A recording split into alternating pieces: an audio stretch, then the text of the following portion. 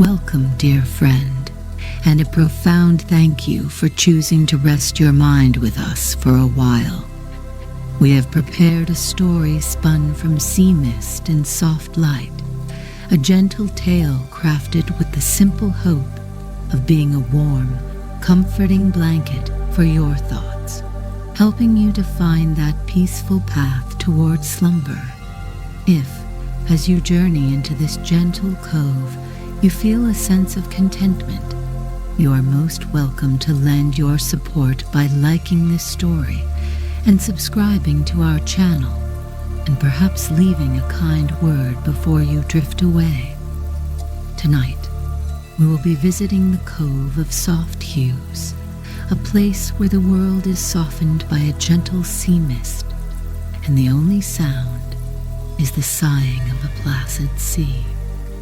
It is a quiet haven where an artist gathers the color of twilight from delicate flower petals and the very light of the moon from pale luminous chalk. Here, we will discover how a landscape of pure peace is painted, stroke by gentle stroke, inviting a profound stillness to settle in your own heart. Chapter 1: The Path of Pale Chalk. The journey to the Cove of Soft Hues ended not with a destination, but with a change in the very quality of the world. The path, which had been common earth and grass, softened and lightened, transforming into a wide, pale track of compacted chalk. With each step, Reese's boots made a soft, pleasingly gentle crunch, a sound that seemed to absorb all other sharper noises, a fine, clean dust, carrying the faintest mineral scent of the deep earth, puffed up in tiny, harmless clouds that settled almost immediately.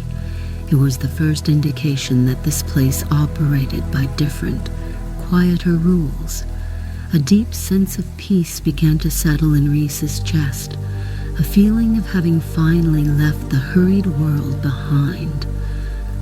Over everything hung a gentle, luminous sea mist, a constant, silvery presence that had rolled in from the unseen water. It was not a cold or dampening fog, but a soft, transformative veil that muted the world's colors to a gentle, harmonious palette. The hardy grasses on the low rolling hills were not a sharp green, but a soft sage.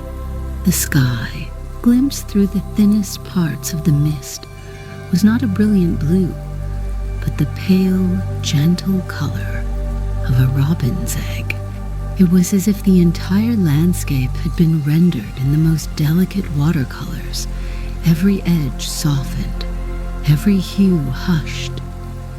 The air itself felt different here, thick, with the clean, salty tang of the sea, yet gentle on the lungs. It carried with it the distant, rhythmic whisper of waves, a sound so constant and lulling it was more a feeling than a noise.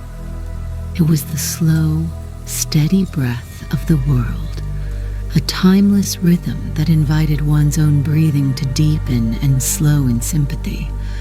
Reese had spent a lifetime mending the frantic, ticking hearts of clocks, and this slow, ancient pulse felt like a profound and welcome antidote.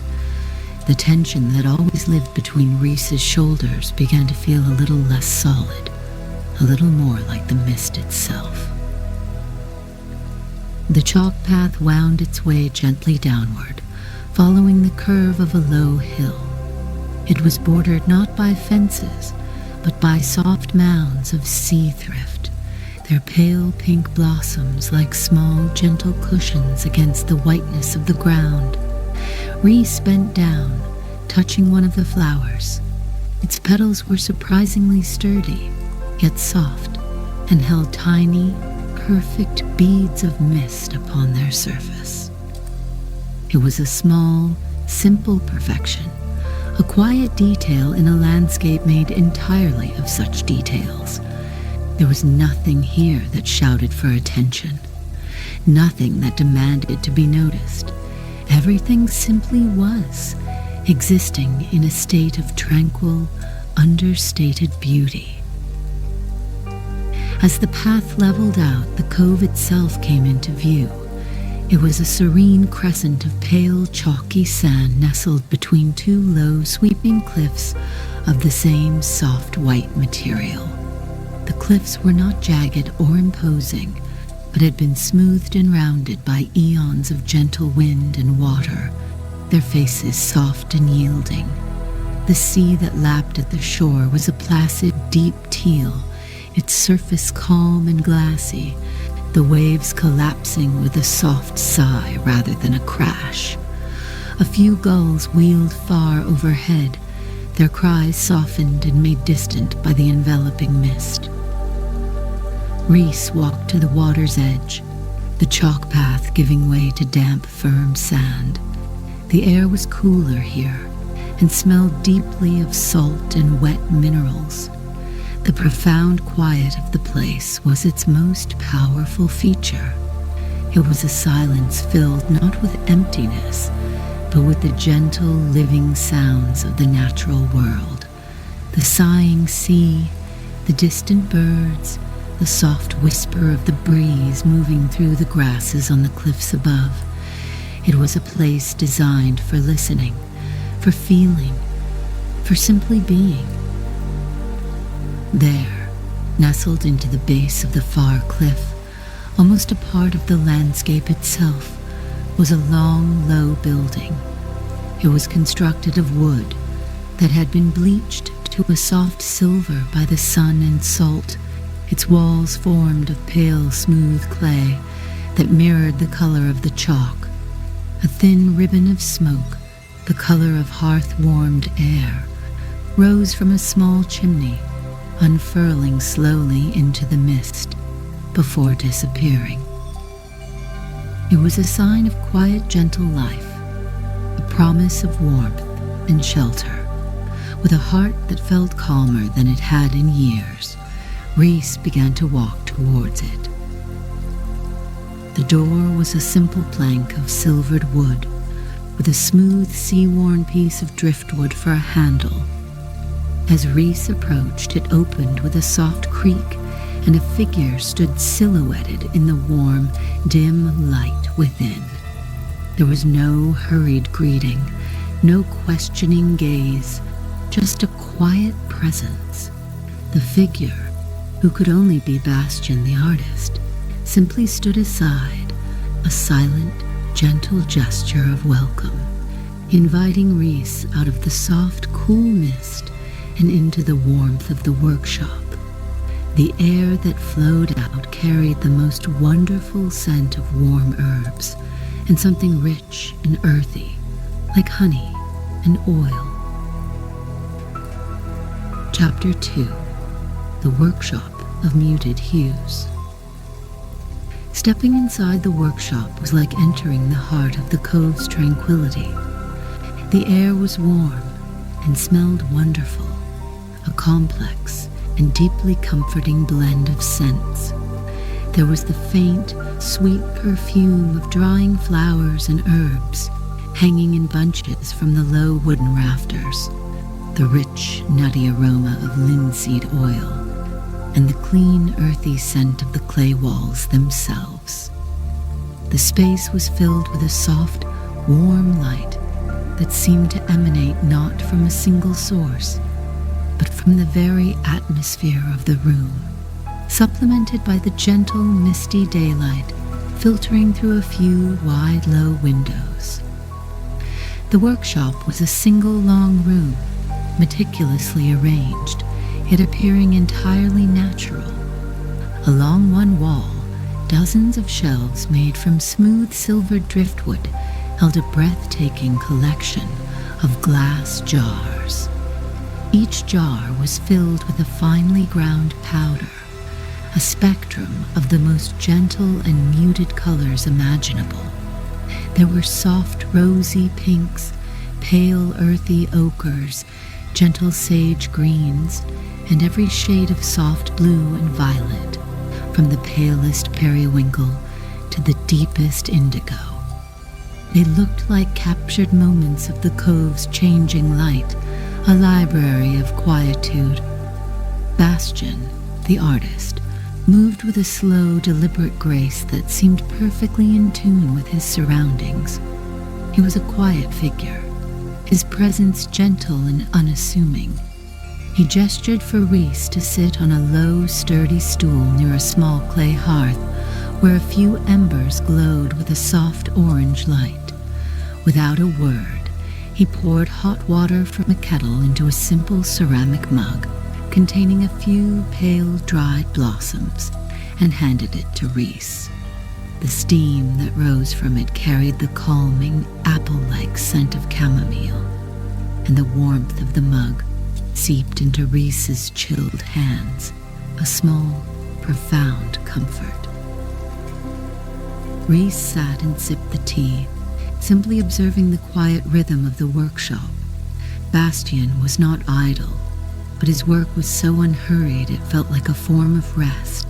He was sorting through a shallow tray of what looked like smooth, pale pebbles, though Rhys knew they must be pieces of the special chalk from the cliffs. He would pick each one up, turn it over in the gentle light, and place it carefully into one of several wooden bowls, his movements fluid and economical. The only sounds were the soft clink of the chalk pieces, the sigh of the embers in the hearth, and the ever-present, distant whisper of the sea. The tools of Bastian's trade were laid out on a long, heavy wooden workbench, each one beautiful in its simplicity. There were mortars and pestles carved from dark, heavy wood, their surfaces worn smooth with use. There were brushes with handles of unvarnished driftwood and bristles of soft, fine hair. There were palette knives of thin, flexible horn, and ceramic dishes for mixing paints, each one stained with the faint ghost of a previous color. Every object seemed to have its own quiet history, its own story of gentle, patient use. Rhys's gaze kept returning to the jars of powdered pigments. They were mesmerizing. The light from the window caught the fine dust, making some of the jars seem to hold a soft internal glow. One jar, filled with a powder of the purest white, seemed almost to shine, its contents holding the luminescence of a full moon. Another, a deep, velvety blue, seemed to absorb the light, drawing the eye into its tranquil depths. There were not just colors, they felt like concentrated essences, the very soul of the landscape ground into a fine, soft dust. The warmth of the tea and the deep peace of the workshop began to work their magic on Rhys.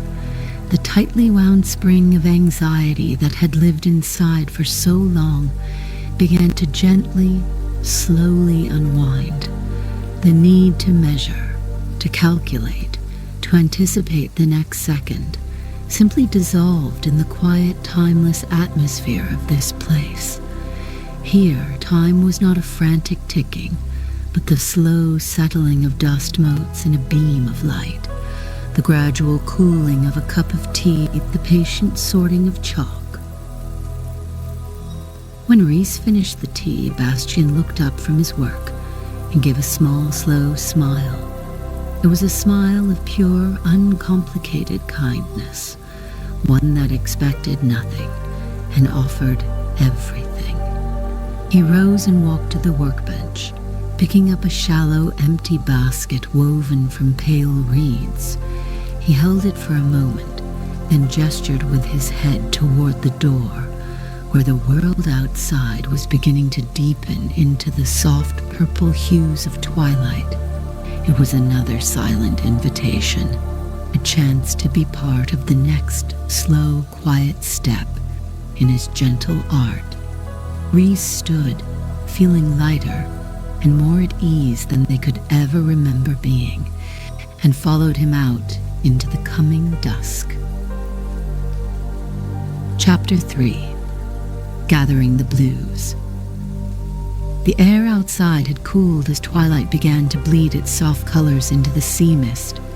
The world was now painted in shades of lavender, deep violet, and a gentle dusky indigo. The whisper of the sea seemed softer now, more of a lullaby, and a profound stillness had settled over the cove. Bastien led the way, his soft-shod feet making almost no sound on the chalk path, which glowed with a pale, ghostly light in the deepening dimness. Rhys followed, carrying the light, empty basket, feeling as if they were stepping into one of Bastien's own gentle paintings. They walked away from the shore, climbing a gentle slope toward a sheltered meadow that Rhys had not noticed before. It was tucked into a hollow between two of the rolling, chalky hills, protected from the direct sea wind. As they entered the meadow, Rhys drew in a soft breath of wonder. The entire field was carpeted with small, low-growing flowers, their blossoms now wide open to the twilight sky.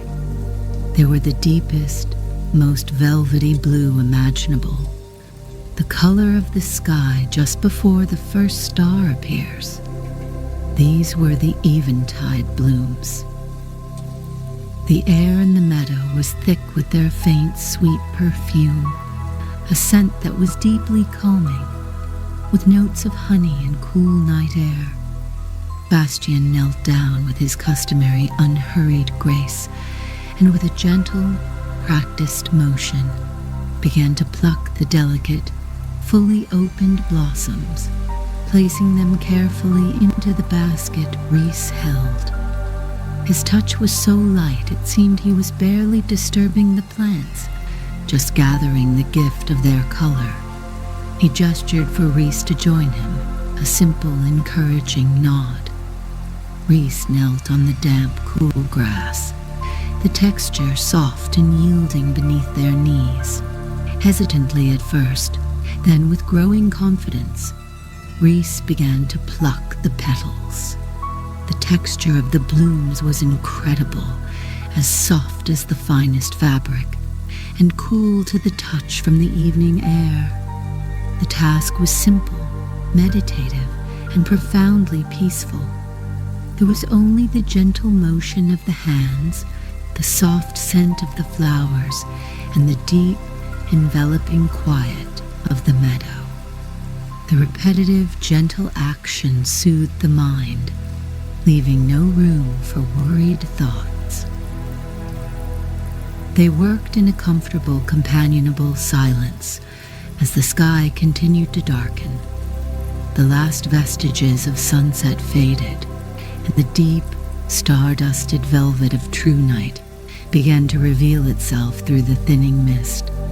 The eventide blooms seemed to deepen in color in the low light, almost glowing with their own internal, tranquil blue.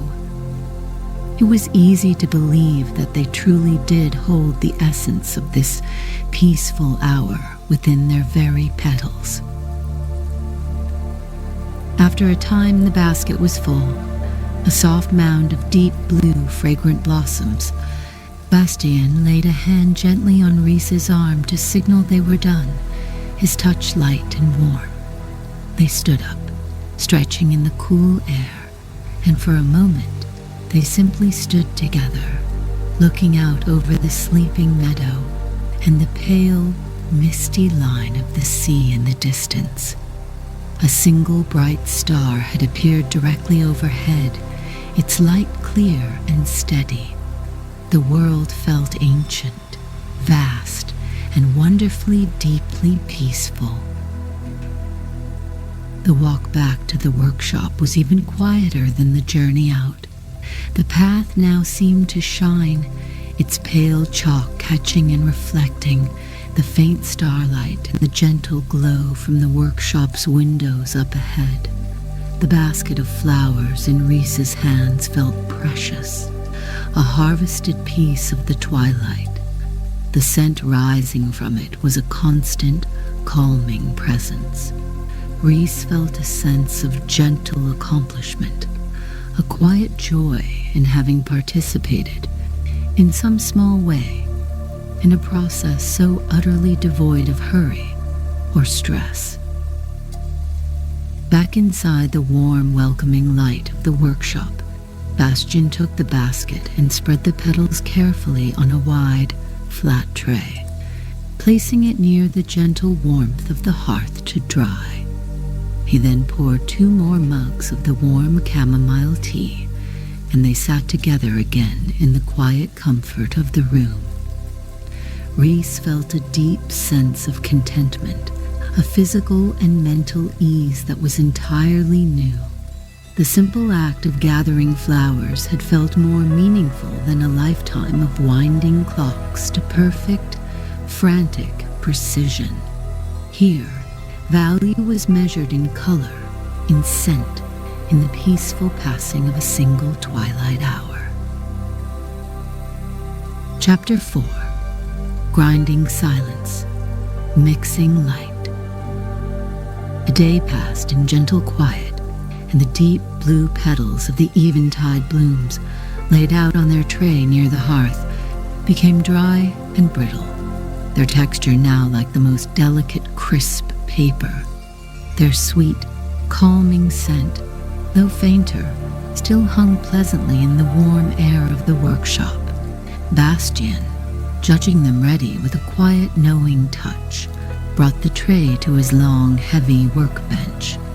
He then selected a large mortar and pestle, carved from a single piece of dark, heavy wood that seemed to absorb the light, its surface worn to a deep, soft polish from generations of use. He tipped the dried petals into the mortar, their rustle as they fell the only sound in the room. Then he began to grind. The motion was slow, circular, and deeply rhythmic. It was not a violent crushing, but a patient persuasion, the heavy wooden pestle whispering against the sides of the mortar. The sound was incredibly soothing, a soft, scraping hush that created a pocket of deep focus in the quiet workshop. The sound went, a lullaby of slow transformation. Rhys sat on the stool nearby, watching, mesmerized, the sound seeming to smooth out the last rumpled edges of a hurried mind.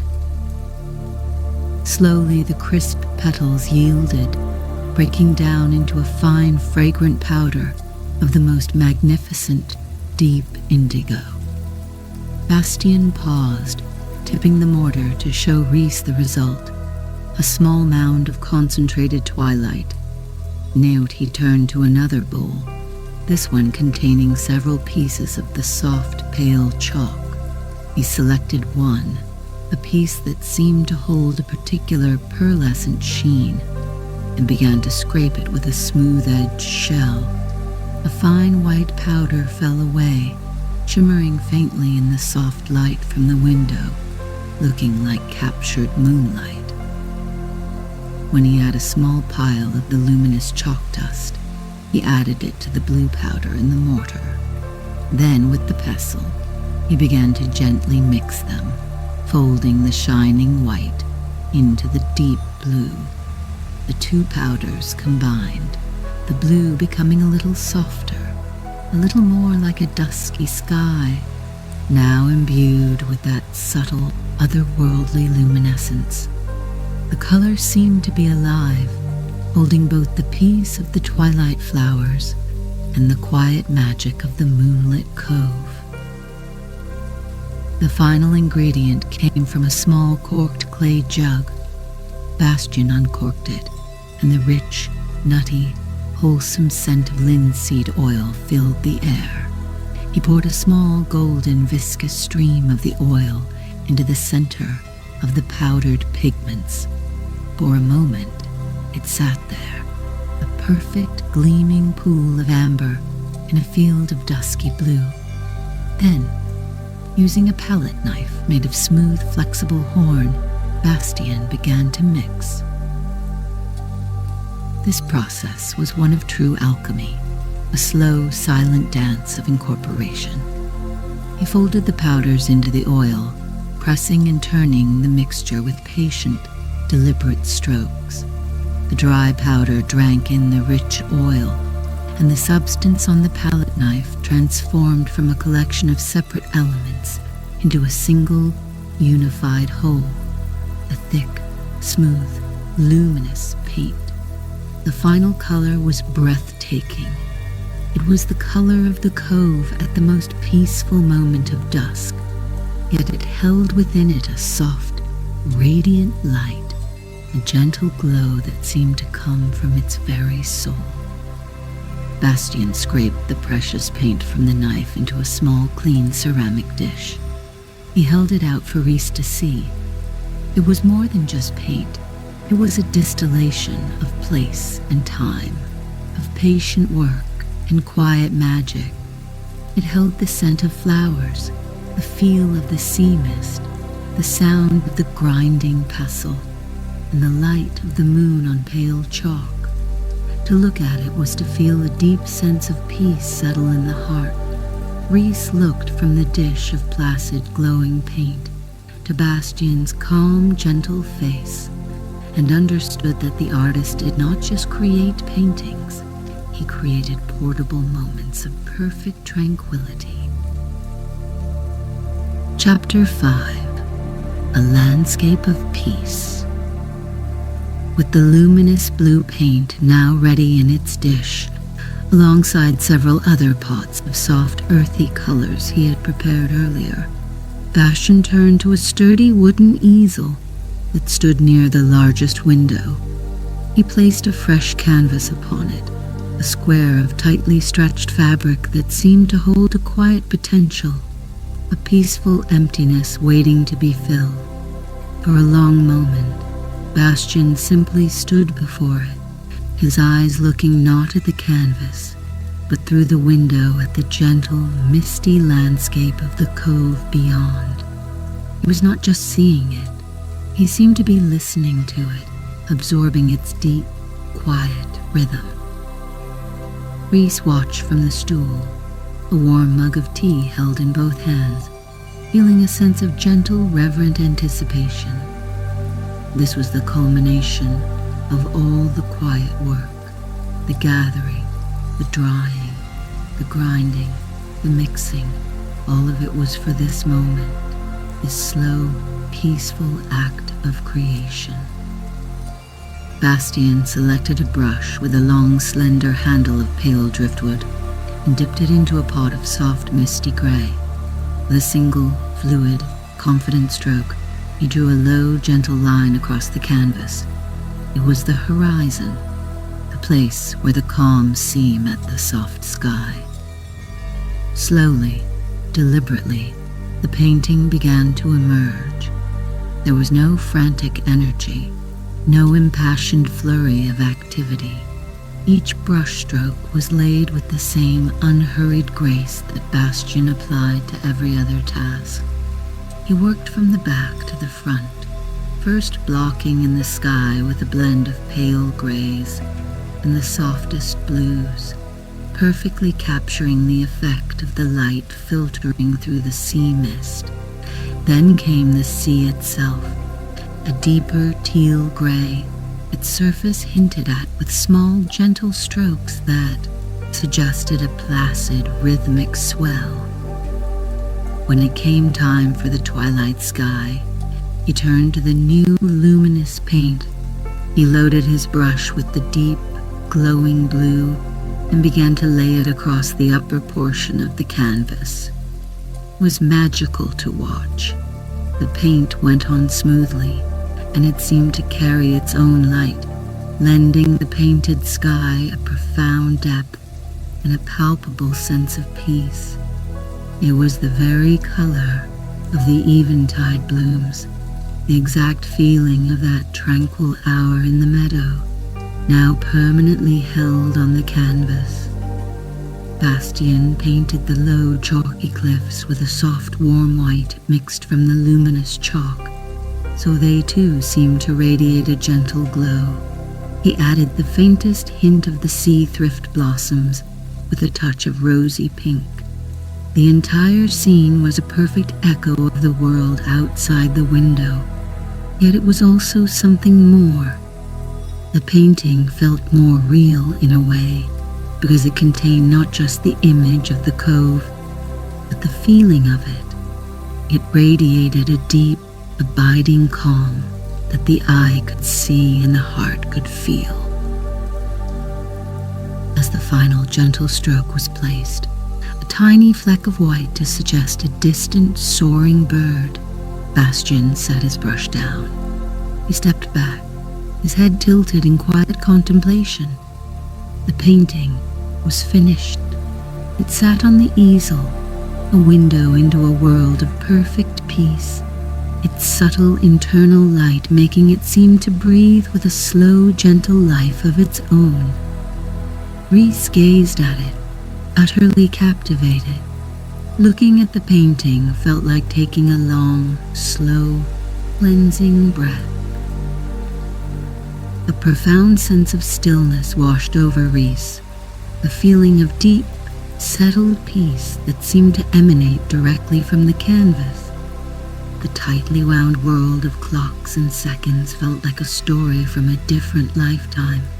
Here, in this quiet cove, with this gentle artist and his magical, placid light, Rhys had found a different kind of time, a slow, circular, healing rhythm.